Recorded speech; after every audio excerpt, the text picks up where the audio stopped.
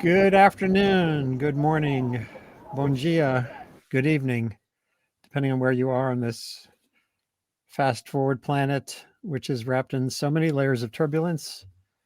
I've stopped counting. Um, you know them and you feel them. Uh, Climate change is in the mix, climate vulnerability, and the treaty process is grinding on for the 30th session in Belém in the Amazon, at the mouth of the Amazon River. I was in Belém 1 year ago, August, meeting with journalists there, and in Rio and Sao Paulo, trying to figure out how to convey the issues around climate change better. And that seems like a very long time ago. And one of my compatriots in journalism there is joining us here with Kim Stanley Robinson, who was just came back from the climate talks. And Christiane, I always pronounce your last name wrong, so I'm going to ask you to introduce yourself. So Christiane is at the talks where just yesterday a fire broke out in the pavilions of the Blue Zone, which is the negotiation zone, forcing a big evacuation. Things got a little crazy, but they reassembled, and now is technically the final push, the final 24 hours. Kim Stanley Robinson has written, of course, an epic book about climate future. He's written books about many climate futures as a science fiction author, luminary, and he was at the talks to give a reading from his book and have a conversation. We'll learn more about that in a minute.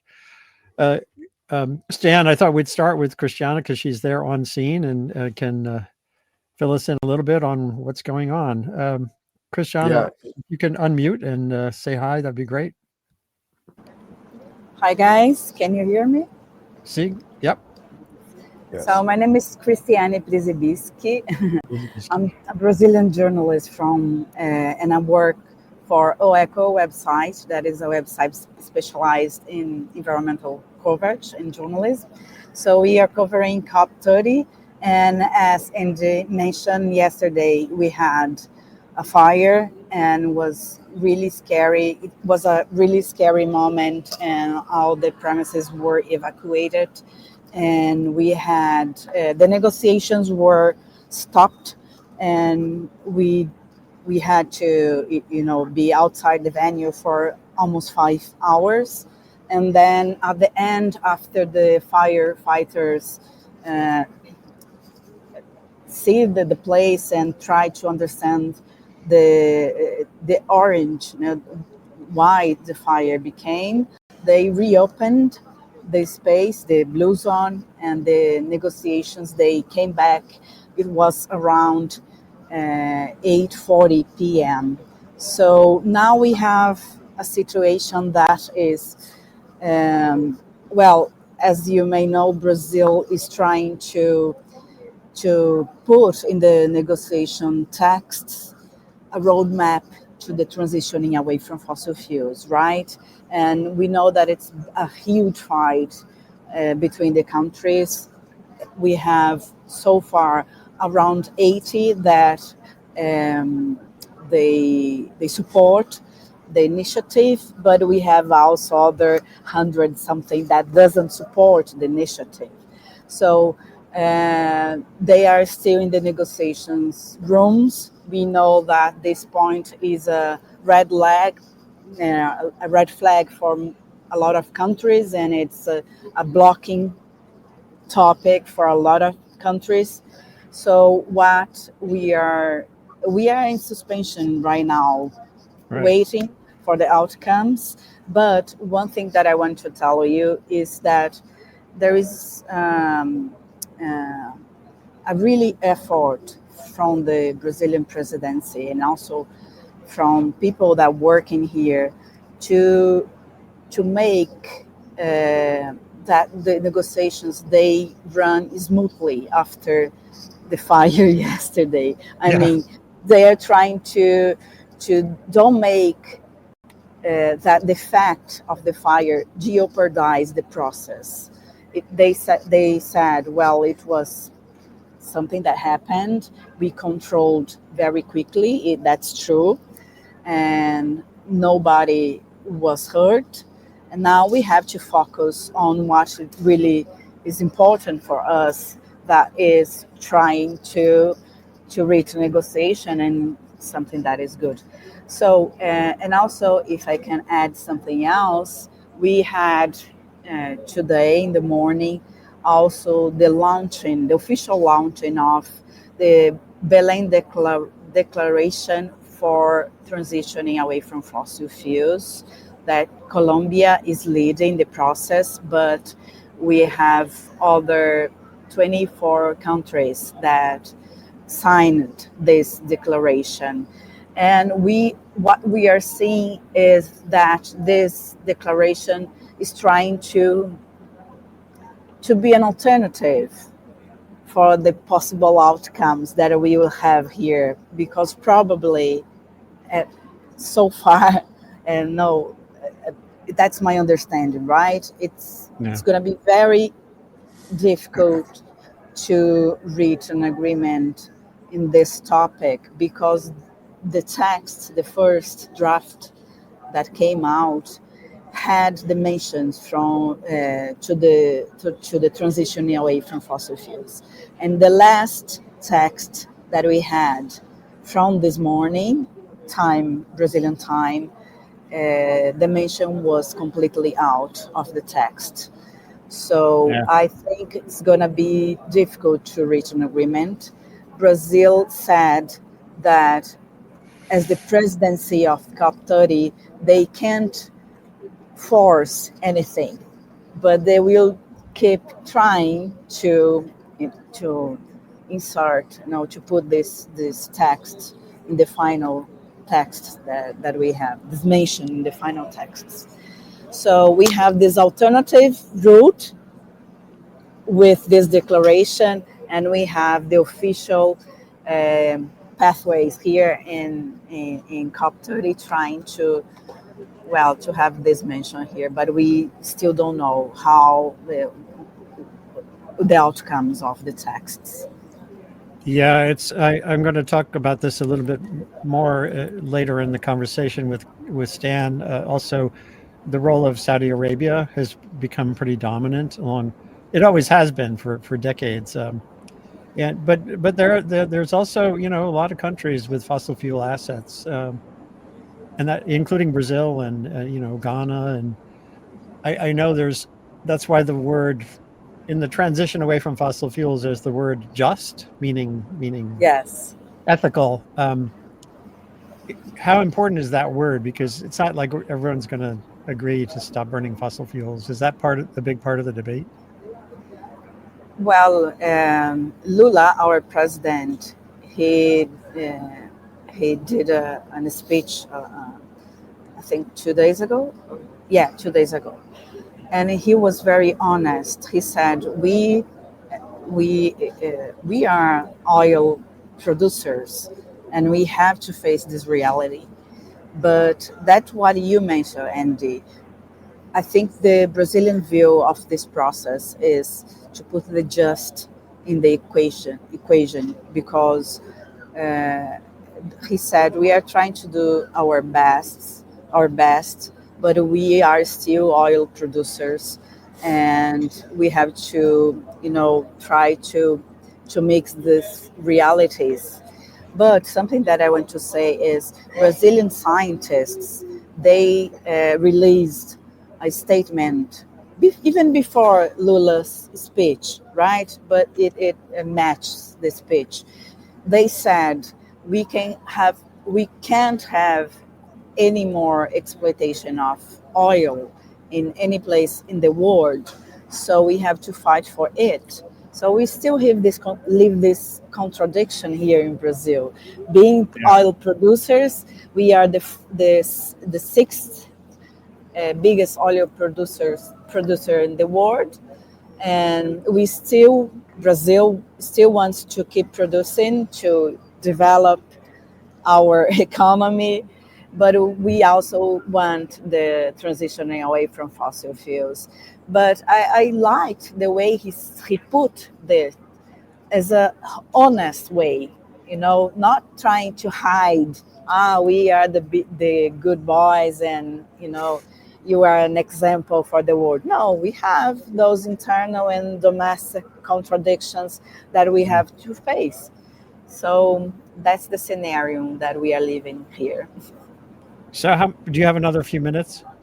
Yes, I do some few minutes. Uh, Stan, first, do you have any questions? You were just there. Maybe, Stan, you could give a brief summary of what you saw when you were there. And if you have a question or two for Christiana, where things stand, that would be fine. Well, I have many questions, but the first one is really just logistical and physical to what it was like in Belém. I was there, so I'm imagining evacuating that gigantic space and having all those people leave the street outside. Yeah, there's many thousands of people, and despite the look of that was quite a limited fire compared to the gigantic space. But what I'm saying is the street outside could hold about 500 people before that street was full.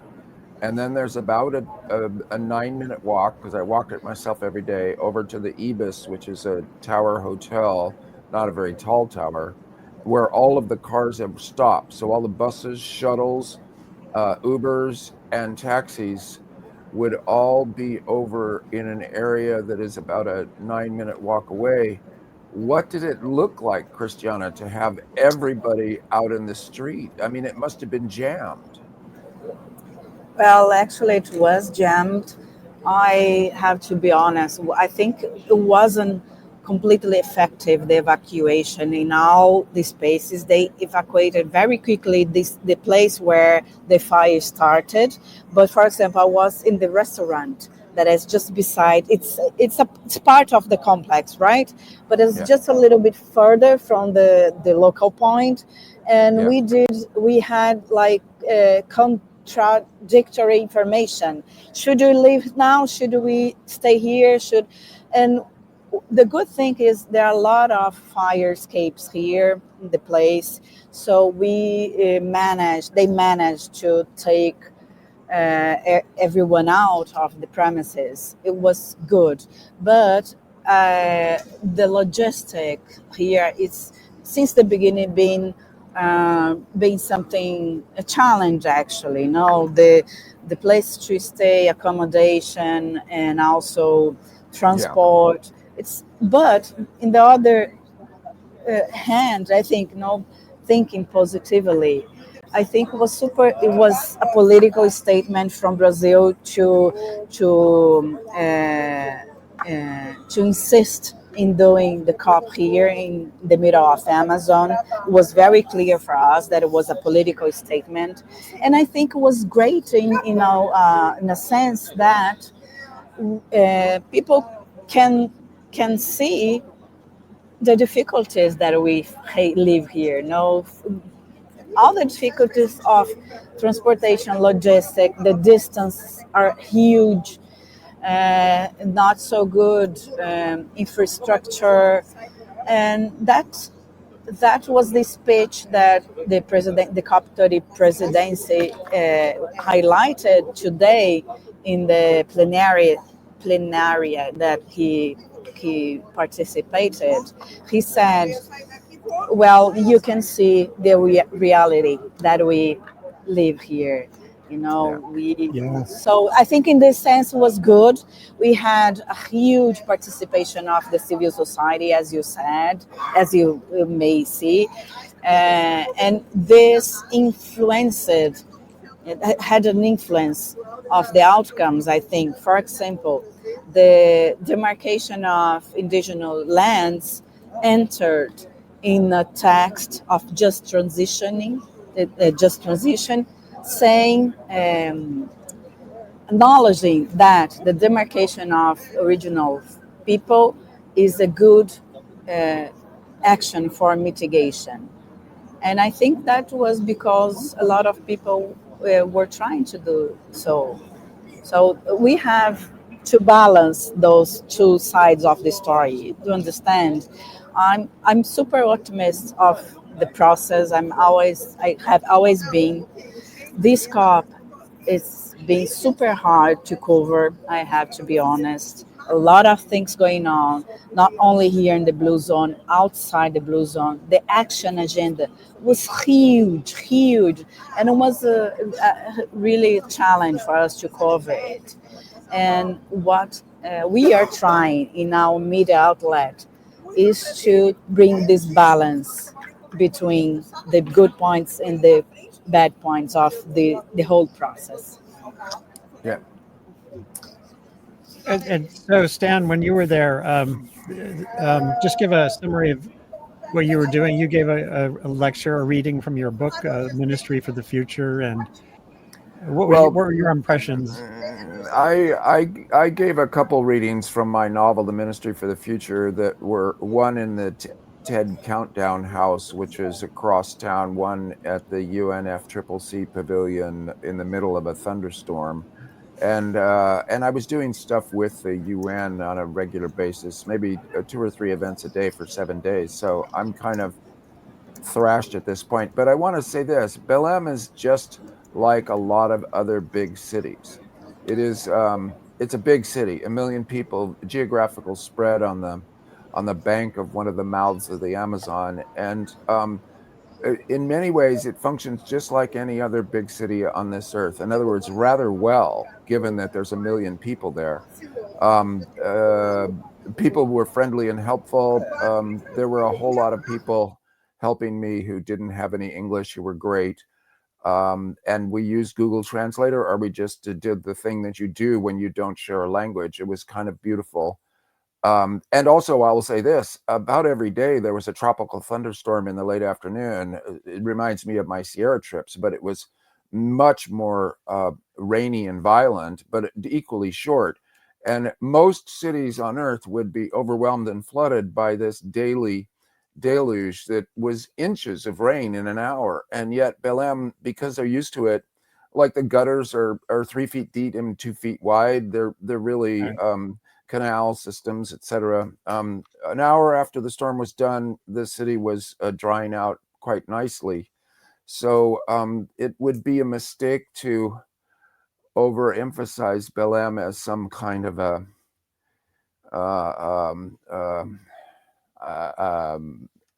unmodern city, because it's fully modern. Yeah, when I flew in, I took this picture you're looking at now. When I flew in last August a year ago, and it's kind of mind blowing because you have that reality of it being a city, but it's completely isolated from the world, except by Yes. water and surrounded by the forest that we've all been, that's been a focus of this meeting, afforestation and protecting existing forests. Yeah. At the same time, there's one aspect of it I want each of you to reflect on. Belém is also almost kind of an island, isolated from so much that's happening in the world right now. Here in the United States, we're talking about an insane president and with unchecked power, and there's the Ukraine war and so many other things that have obscured to some extent the climate problem. So I just wanted briefly for Christiana and you to weigh in on that aspect of it. When we're in this bubble, the climate bubble, it seems all encompassing. So Christiana, has that come up there? And then Stan. Sorry. Could you repeat was something? Yeah. The world's very much focused on other issues right now. Yes. And those of us who are in the climate bubble can get kind of obsessed with the details, but everyone else, this is not exactly front page news, except when there was a fire. Except when it's a fire. Well, I share with you this feeling also, Andy, because we are trying so hard to bring the message. And even I think in Brazil it's different because we have the presidency, so people are more aware of it. But it's always a challenge to bring those messages, and to bring the message in a way that we don't paralyze people, right? We push them into action, not to paralyze them. And again, I think it's good that people can see how Amazon is in the whole Brazilian Amazon. There are more than 20 people living here. 20 million people living in Amazon. So there's a lot of people living, and we have to figure out how to mix protection with the livelihoods of them. So, well, I don't have an answer for this how we break the bubble, but I will keep trying to do so. So, guys, I have to go, and I was a pleasure to be with you. And Same here. Thank you. Yeah, thank you. Good luck Thank with you. the finish. And Thank you. Exactly. thank you to all Brazilians. It was a tremendous hosting of a good COP. Thank you, guys. Thank you. Yeah. Bye. Hey, take care. I like that good cop, bad cop. Yeah. Well, the thing is, I want to push back against this notion of the bubble. I mean, if people Sure. are going to use repression to in the Freudian sense of repression, of not thinking about the main thing because it scares them too much. A, that doesn't mean the repressed topic goes away. And then B, there's always a return of the repressed, which is often monstrous compared to the original formulation. And so there's a very much of a world psychology that's Freudian. And so I really want to push back against blaming the victim. In other words, oh, if climate as an issue has not influenced the world, climate must be wrong. Or when a COP comes to an unsatisfactory result, Right. because fossil fuel powers and Saudi Arabia and the other petrostates have screwed with a system that was jiggered from the start to with its consensus model to allow veto to powers who don't want it. Every nation on Earth has signed the Paris Agreement almost, and then any one of them can therefore say no. And there's at least 10 or 20 petrostates, some of them poor, like Nigeria, Venezuela, some of them rich, like Norway, Canada, Australia, US, who are all egregiously pursuing their financial interests in selling all the fuels that they have left, their fossil fuels. So Colombia is kind of heroic in this effort in leading the fossil fuel non-proliferation treaty and making this declaration the other day. And in a battle, when you're losing, you don't want to say, oh, we must be wrong. We're losing because there's very entrenched and powerful and rich forces working against us in trying to decarbonize fast enough to avoid climate catastrophe. So the important point I want to emphasize here is this COP, the statement at the end, will be weird as usual. But it will be interesting because these 80 nations that want to establish a roadmap to getting off of fossil fuels for everybody, they're going to have to establish something like a partnership of the interested. And I use this phrase to get away from the poisoned phrase coalition of the willing, which shortly after Dick Cheney's death with George W. Bush reappearing, it's important to remember and not repress the coalition of the willing that ended up killing about 500,000 people and ended up making the US government an instrument of torture. So that was a bad time, okay? The time of the Iraq War and the Bush-Cheney presidency was a catastrophe. Now we're in another one with the Trump administration, and the same kinds of features are being manifested, but in some senses, because Trump is such a chicken, he wants to be a murderer and a strongman like Putin, but that means he blows up a few fishing boats. Oh, yeah. And then, which Al Gore at Belém said, these are snuff movies. This is murder for entertainment. It must stop. It's the strongest thing I've ever heard Al Gore say. And so in this global situation that you're describing, sure, climate is a kind of 2-week circus, which is what the COP is, but ABC, NBC, CBS did not even send reporters to Belém. Right. So repression, let's look away. Because Trump has left the COP system, we don't want to irritate Trump. We're scared of him. He's a mafia boss. The whole mediascape is tweaked. And so COP is happening in that context. But I will say this, a lot of really interesting and positive things are going on there. One of which is the indigenous protests and the like. There was a question from Aviva Ramani. Were there activists demonstrating at the COP or at any events? And certainly I saw a lot of that online, but were you there for some of that? Yes, I was.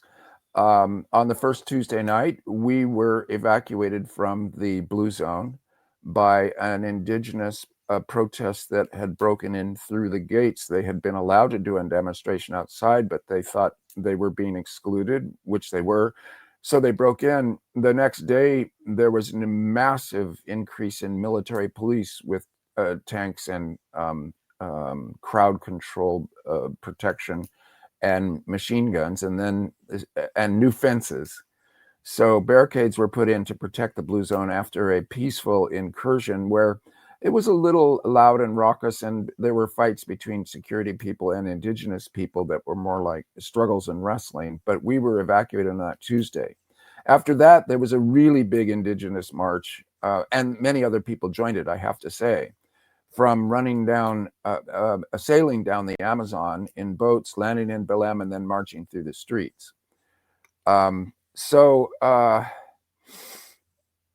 The indigenous presence was strong. I think there was 1,000 accredited indigenous people into the Blue Zone, and they were always dressed appropriately to identify kind of who they were and what they represented, which was the Amazon forest, basically. And there are 64,000 people there at this COP, so it was incredible in terms of a crowd of people from all over the world. That's another impression I want to give. There's something awe-inspiring to see faces from all over Earth, to hear every language on Earth spoken in one hall, people peacefully assembling. And in terms of a conference or a convention, you talk about multi-track programming. I mean, it was insane in the sense that there probably at any moment, there were perhaps 150 events going on. And so crowds for each event were relatively small. I mean, in the Blue Zone, not the plenary zone or the negotiating zone. Well, I want to get into the role of fiction in all of this. Your book has your book, which came out right at the beginning of the pandemic, right? Laid out a pretty catastrophic, the ultimate catastrophic scenario. And a lot of the focus of critics and literary folks and everything was on that. But you also had a big section. In fact, the whole title of the book, Ministry for the Future, was a creation of a diplomatic process. The idea that we had to kind of create a global entity to foster some cooperation, rebuilding, and like. Can you talk about that? A lot of, again, in your fiction, some people focused on the drama parts and people kind of melting in pools in India. But how important to you is this structural part? Well, it clearly is central to the book's success. Anybody can describe a catastrophe, and I'm terrified that one may happen. A wet bulb 35 heat wave in the tropics could, if the electrical grid goes down, then it could be fatal to millions of people. Yes. And that's how my novel starts, of course. It's famous for that. But then the Ministry for the Future is simply a standing committee of the Paris Agreement itself. So this is a novel in which the Paris Agreement eventually, and I mean like 30 years past the present, I think it ends at like COP58 or something, succeeds. And I mean succeeds only by dodges a mass extinction event and begins to bend the CO2 levels in the atmosphere downward. Along with a lot of other good signals that we passed a crisis and are not going to cause a mass extinction event and a catastrophe for civilization. So it's a best case scenario. I mean, it's a utopian novel in that the worst thing doesn't happen. And that itself is would be a good result given where we are now, because we're in a dangerous situation for sure. But what I'm noticing, what I've seen over these last 5 years of intensive interactions with the world based on people having read Ministry for the Future is People want a story like that badly, especially, of course, the people working in that space. It describes their work being ultimately successful despite difficulties and reversals and defeats, so that the story kind of looks like the American Revolution, which is to say lose, lose, lose, lose, lose, lose, win. And the win in the American Revolution is going to be the same for the win against climate change. We don't have any other choice. We live here. We can't move somewhere else. And it was the same for the Americans winning the American Revolution. It's their home. You live there. So you keep struggling despite the defeats. And the important thing is to not declare a defeat in advance when the battle's ongoing, and not to get into a state of preemptive capitulation, as I call it, where in order to appease a Trump crowd or the fossil fuel interests, you give in advance, like Colombia at the beginning of Trump's presidency. You want to be more like Harvard. You want to fight the fight against them. Right. So someone has asked, hold on, what's your next eco novel? I know you're working on a nonfiction book right now, but maybe that's a good question to ask. Before you answer it, though, I want to do a flashback to 5 years ago at Columbia University, where you said something interesting. Let me see if I can make this play on screen, because it's worth hearing. I have been pushing myself to write utopian narratives. That gets weirder as we continue on the course that we're on. And attempting to imagine a utopian future from the situation that we're in right now requires some really wrenching historical developments. So it's pretty interesting. You were saying it's getting harder. You did have, in the end, as you said, kind of a muted happy ending in ministry. But is it getting even harder now? That's before Trump's second term and so many other things. Well, luckily, I wrote Ministry for the Future during Trump's first term in 2019. And at the time, COVID had not struck, and I thought he was going to win in 2020. And also, people were not taking climate change seriously. So it's a little bit paradoxical, but actually, COVID was the punch on the nose. And so there's a kind of an analogy, or almost metaphorical thinking going on, I think, in the public mind. The biosphere can indeed kill you dead, and that's scary, but also it can disrupt society completely, which it did at the start of COVID. When people were scared for their lives, they went into lockdown, etc. So now climate change, I think, gets taken more seriously than it did before COVID, which was one interesting thing. Then also, since I wrote in a state of anger against Trump's many crimes, the book still seems to have the right tone in this second Trump era of anger and resistance. There's not much in the book, despite, one thing I'll say, Andy, is that when the book first came out, people were shocked at the violence, at the quote unquote eco-terrorism, the war for the earth, the various acts of sabotage and even murder that were being committed by the children of Kali. That was actually the emphasis in the first 6 months to a year that the book came out. Oh my God, middle-class American science fiction writer, quote unquote, advocating violence in defense of the earth. Now we've had Ukraine. Now we've had Gaza. And really, when people read Ministry for the Future, the strain of violence in it is like small stuff compared to reality itself. Yeah. So the emphasis has gone over more to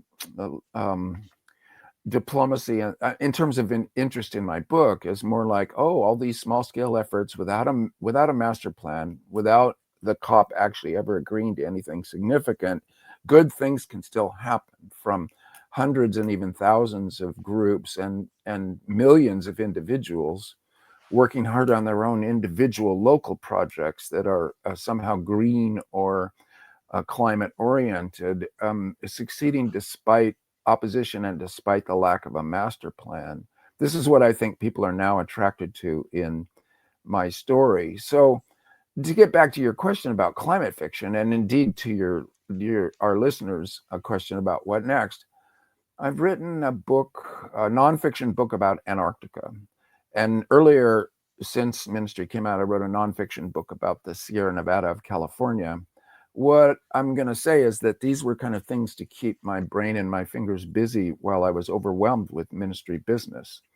But I am a novelist and I want to get back to it. And yes, to that person who asked the question, I am thinking of eco-fiction, of climate fiction. I don't want to do a sequel to Ministry. It can't be global and comprehensive and the kind of melange that Ministry is in form and in content. I want to do something quick and fast, a detective story, a thriller, and I'm interested very much in the Arctic. The melting Arctic is a crucial space, and I want to tell that story. I want to tell the Arctic story right now because there are people trying to strengthen the sea ice down there, which is a very difficult task. And I'm also writing about something that I wrote about in Ministry, which is stabilizing the West Antarctic ice sheet. That has gone from a single glaciologist's idea, who's named in my text, to a movement of glaciologists, policy people, technology people, and finance people. It's a nonprofit now, a 501c3 in America called Ice Preservation. So I wrote about that in my nonfiction book, and it's really interesting. We might be able to stabilize the West Antarctic ice streams, slow them down because there's a natural precedent for what we might try to do. There was an ice stream going very fast and then it stopped about 150 years ago. And the explanation for that is almost certainly that the water underneath it was diverted elsewhere. So if we were to divert water elsewhere from underneath the ice streams that are still moving fast, we might cause them to stop too. It's not forever, but it might be 500 years. And that would give us time to do all the other things that we need to do. So that's super interesting and is something I'm doing right now on a weekly basis as part of that group. But in the Arctic, it isn't so easy. The rising temperatures there are 3 to 4 times faster than the rising temperatures everywhere else. Right. And the sea ice is just lying there on the ocean. As it thins, it melts in the summer. Some kind of comprehensive, quote unquote, geoengineering method to stop that is not obvious, maybe not even possible, but people are exploring it. And that's what I want to explore in my next book. That sounds like an exciting prospect. And of course, the Arctic has become hyper politicized again, thanks to Trump and Greenland. Yeah, well, but that's So just... this is Trump's, I have to say something outrageous every day to keep the soap opera going and keep myself in the news. That's beginning to go south on him big time because his outrages, as they become more outrageous and transgressive, are losing him support and so he is indeed the star of a soap opera, but he's the villain star of a soap opera, and the wheels are coming off the bus. The Greenland thing was a joke. But you're right, the Arctic is politicized by China, by Russia, by Canada, by the US, but also by Scandinavia and Iceland and the native Greenlanders who run Greenland. So it's a super interesting political space, like way more interesting than Antarctica, which is effectively empty. Right. I want to get back into the fiction role. Obviously, your book has played a significant and interesting role in getting people to contemplate timescales, contemplate the role of diplomacy, the role of activism. There's a play that premiered a year ago in London called Kyoto, which blew my mind. I haven't seen it yet. It's in New York City. It's playing in New York City right now in a limited run. And the whole play centers on Don Perlman, who was a lobbyist who I got to know as a reporter for we never quite knew who he was lobbying for. It was Saudi Arabia and or fossil fuel industry. And I want to play for you a scene from it. I think I'm not sure how big an audience this play will end up having, but here we have right now in COP30, as has been the case at every COP and every IPCC meeting, Saudi Arabia is playing the sort of muck things up role. Now just watch this scene. It's who you're seeing is Mohammed al-Saban, the Saudi diplomat, who I also got to know and who's still active on Twitter, and Don Perlman, the late Don Perlman, being played by an actor here. Hold on.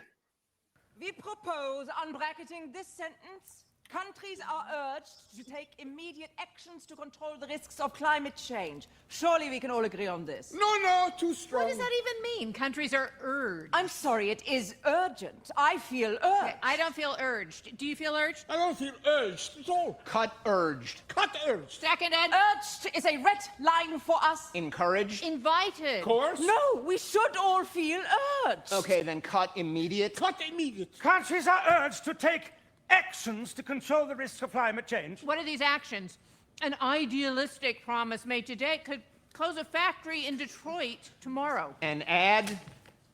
With emphasis on actions that would be economically beneficial as well. Countries are urged to take actions to control the risk of climate change with emphasis on actions that would be economically beneficial as well. Hey, no regrets. We second that. Rather takes the bite out of it, wouldn't you say? It's realistic. Can we at least say with initial emphasis? Really? Countries are urged to take actions to control the risks of climate change with initial emphasis on actions that would be economically beneficial. And socially beneficial. Economically and socially beneficial as well. Fine. Fine. Fine. Rejoice, the line or whatever is left of it is unbracketed. Now, if there's nothing else.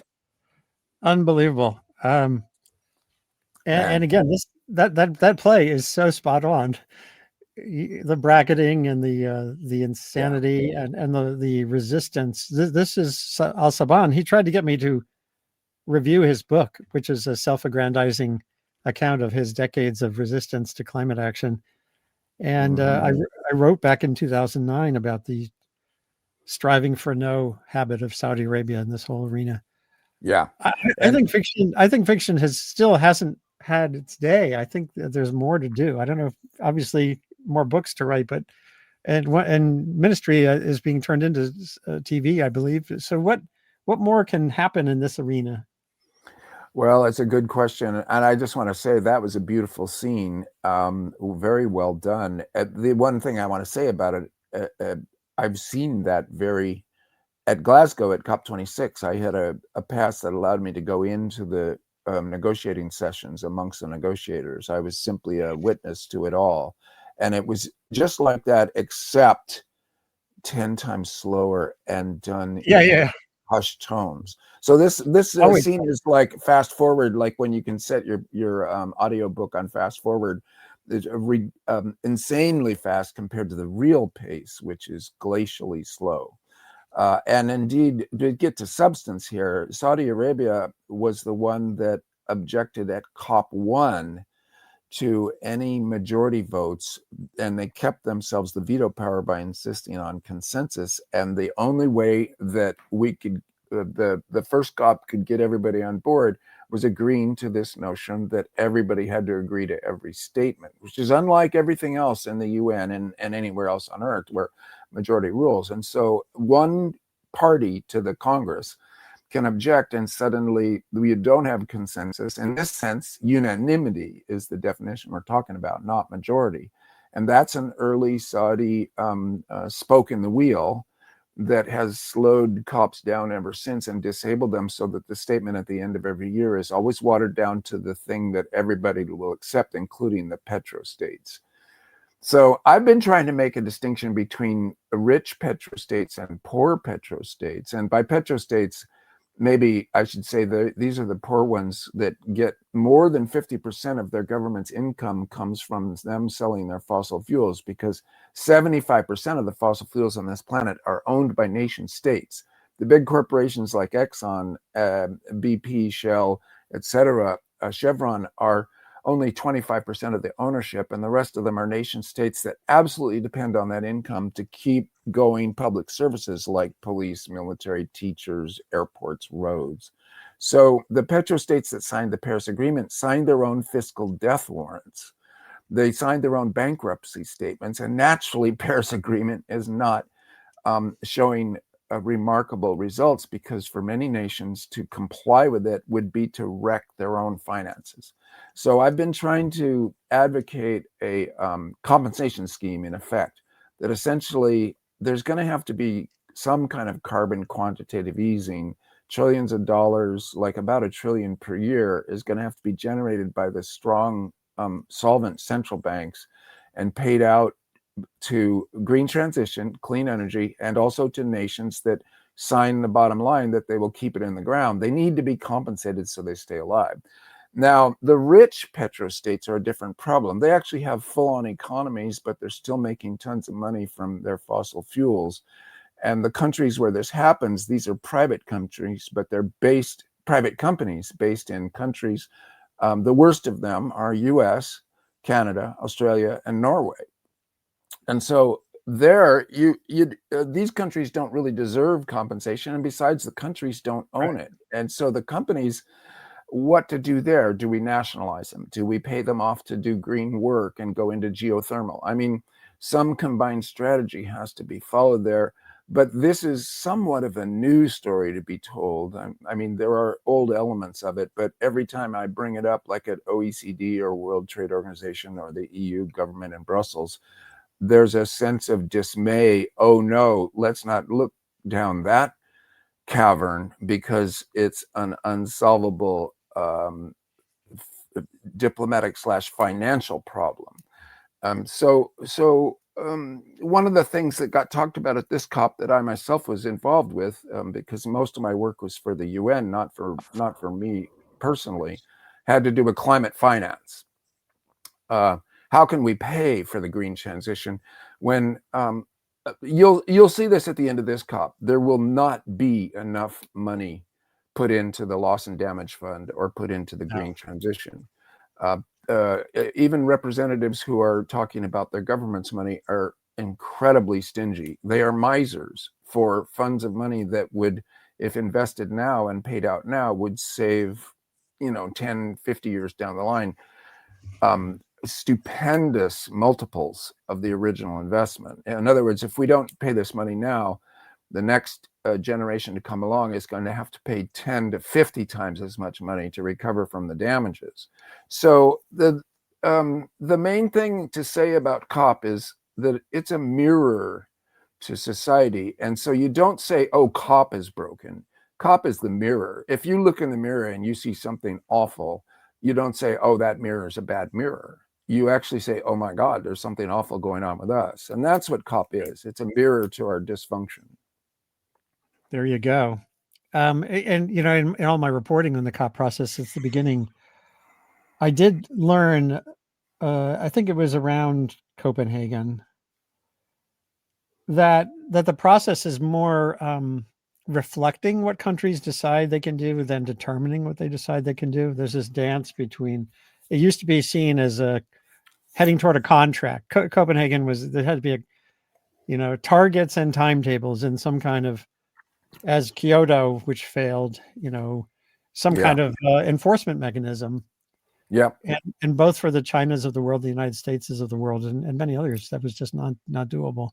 Right. So it ultimately is this sort of more soft process going forward. And that's hard to get your hands around. I've been comparing it to marriage, in that it's a set of promises. And if you break the promises, you don't go to jail. You just have divorce. But it reminds me of, this is of 40 years ago in the Soviet Union, Soviet science fiction writers and in the publishing industry whom I knew, they'd end up getting a divorce, but they couldn't move out. Neither they nor their partner. And so they would just get divorced, but then have to live together in the same apartment as if they hadn't got divorced. Right. Awkward, you might say. And it's the same on Earth. I mean, and of course, it's not a great analogy because here we got 190 countries, but the promises are just promises and they can be broken. But does that mean promises are insignificant? I'm trying to hold on to the idea that everybody talking about this for 2 weeks a year and everybody making these promises is significant, because then we're aware, oh my gosh, we're breaking promises. Oh my gosh, we should be doing better. We even promised. Can we live up to our promises? And then, something that's very intense right now, where the analogy kind of breaks down is, can we afford to keep our promises? And if so, how do we pay for it? And here's where I think it gets super interesting. I already wrote about it in Ministry for the Future. The Ministry for the Future is kind of a freak in the sense that it's a one-off. I can't repeat it. Others will have a hard time repeating it. The combination of the genre mashup of 4 or 5 different literary genres being tossed into one novel, that happens occasionally. But then the content being, international diplomacy and finance combined with on-the-ground catastrophes. It's not easy to construct climate fiction these days because novels themselves, fiction itself, is usually about the individual and their relationships with other people. Okay, then relationships with history, that happens in the great 19th century novels, but not so much in modern novels. And then relationships with the planet and its climate, well, that's the realm of science fiction. And science fiction actually has a wonderful tradition of what now could be seen looking backwards as climate fiction, where the world goes to ice or it goes to desert. I mean, J.G. Ballard actually wrote 5 climate fictions exploring every possible catastrophe before he wrote Empire for the Sun. So there is a tradition in science fiction, but again, science fiction is a awkward and weird genre. I say that as a practitioner of it. It isn't easy to figure out how to tell a story about individual characters, which really I think novels are about. I myself love them because it's individuals dealing with a plot, and a plot is the story of something going wrong, and your characters have to cope with it. That's why we read fiction. So when the going wrong is a society goes wrong, well, yes, that's a great story, but how to tell it is exceedingly difficult. Absolutely. There was a question I flashed on screen earlier, also from Aviva Ramani, who's an artist, lives here in Maine. At COP15, it was obvious to me that change would not come from the top down. Does Stan have any faith in powerful leaders as opposed to the grassroots resistance? You did mention this earlier, the sense of the civil society role in all of this. Ultimately, maybe you can just get back into that one more time.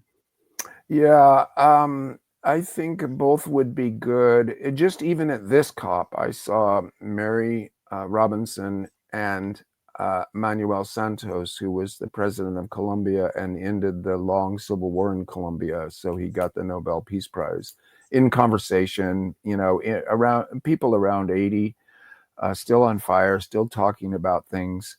There are climate heroes. I met and talked with a person who's become a friend, Christiana Figueres, was on her podcast. She's still on fire. She's more my age, which means kind of old, but not decrepit yet. I saw Al Gore on stage and met Al Gore. He's still fighting the good fight and was quite sparky and funny. And so, okay, there are leaders. Indeed, Laurence Toubiana and these powerful European women, Angela Merkel and Christine Lagarde. There are inspirational leaders, but aren't they just kind of expressing what is being said to them by everybody else? In other words, they are spokespeople for broader movements, and that's where the grassroots come back in.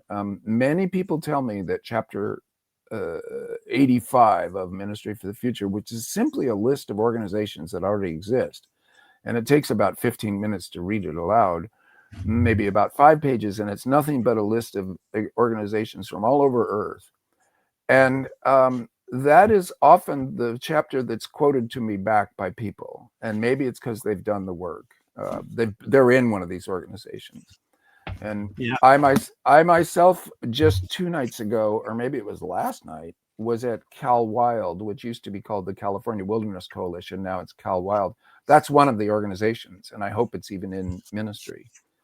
Yep, they're all right here. Yeah, just a list. And the audiobook, and I'm not a big believer in audiobooks, but the audiobook for ministry has all of the voices appropriate to the country that they came from.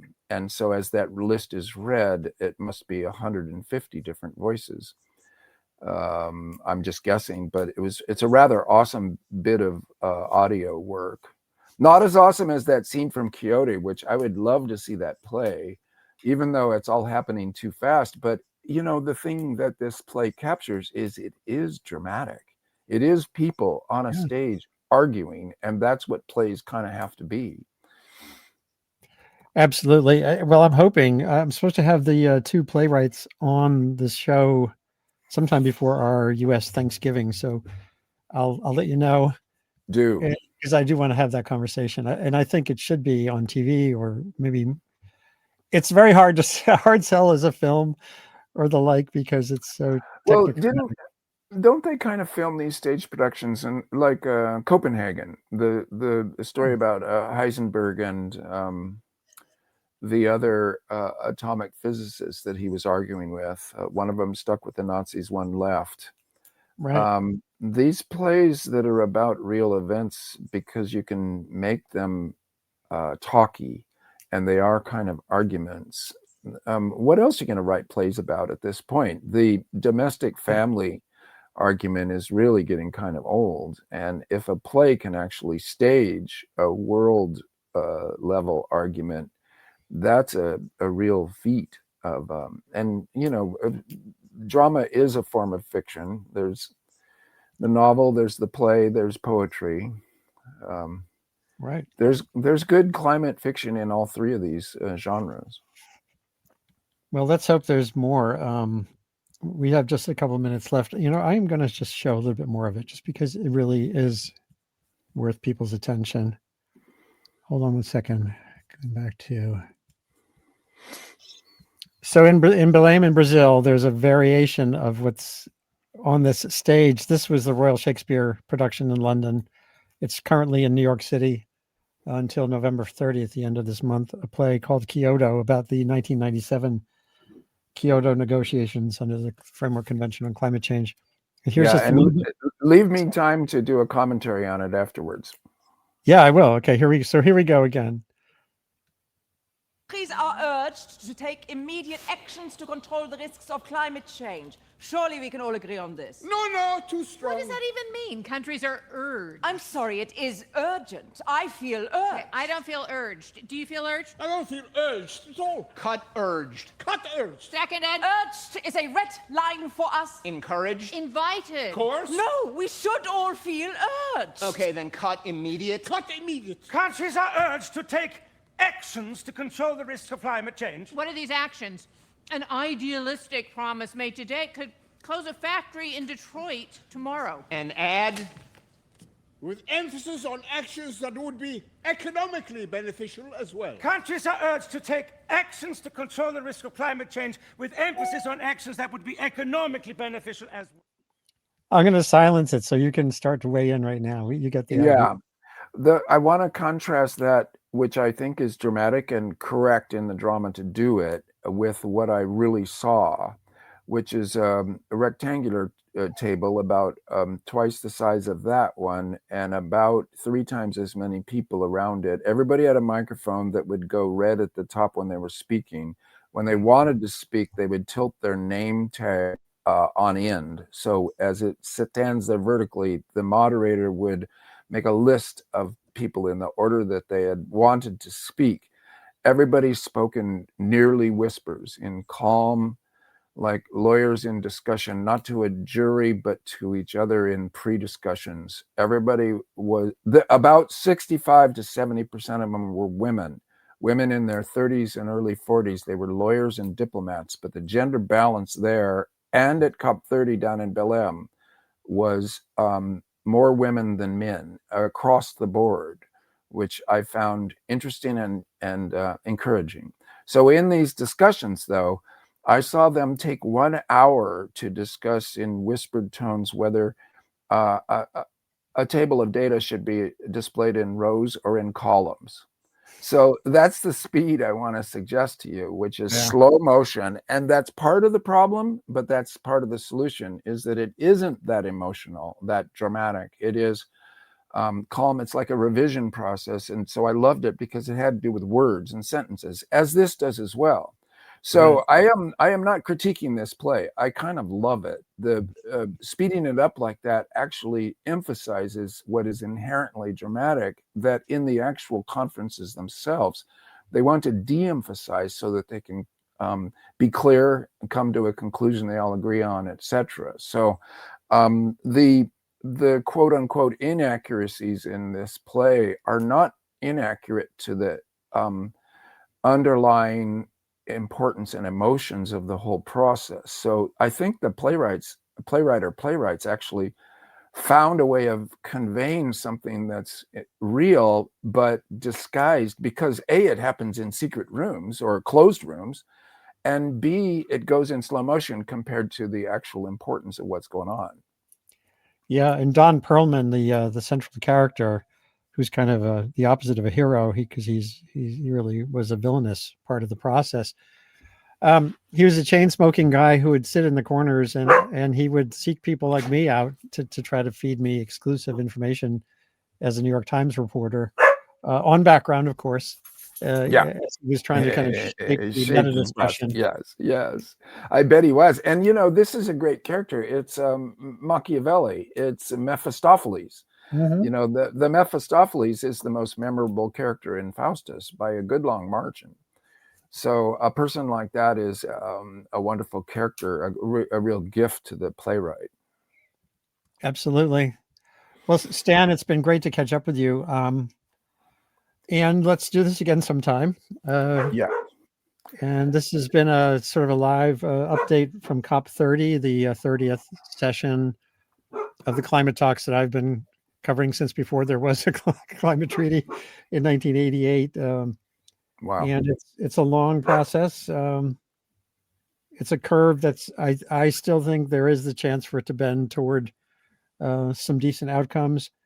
One thing we didn't really get at, and I think is important to note, is the conference is on two tracks, just like the issue is. There's adaptation. The funding will never be enough because now you're talking $1 trillion. Yeah. But it's created mechanisms for cutting vulnerability where the vulnerability is greatest, and mitigation of emissions, the heating emissions. So those two tracks are doing better than people thought a long time ago. And and I want to add to that, Andy, also the COP, the Biosphere COP, and the International Maritime Organization, the ocean meetings that are the equivalent of COPs. I still I think that these two tracks are they melt into the same one. That mitigation is adaptation, and adaptation often requires mitigation. So I often think that that's a false distinction, but sometimes you just need to de-strand things to talk about it. Like Jamaica could not have adapted to that storm that hit them 2 weeks ago. That would have required the rebuilding of the entire country, and we're really talking about many trillions and also a century of work. So, I mean, I'm always. It's interesting because we didn't talk about any of these climate intervention methods except briefly at the start. Reducing emissions fast is the sine qua non. Without this, nothing else works unless we do that as best we can. So here the climate COPs remain super important. And at the end of this week, we're going to get a result that will be critiqued and all that. But there's going to be perhaps new innovations. Like if 80 countries say, look, we vote for this roadmap, and the others say, well, we don't. Okay, we don't have consensus, but we have a really interesting new wrinkle in the story. So it'll be a mixed picture. It's why we need you, Andy. We need a continuous reiteration and focus. And discussion.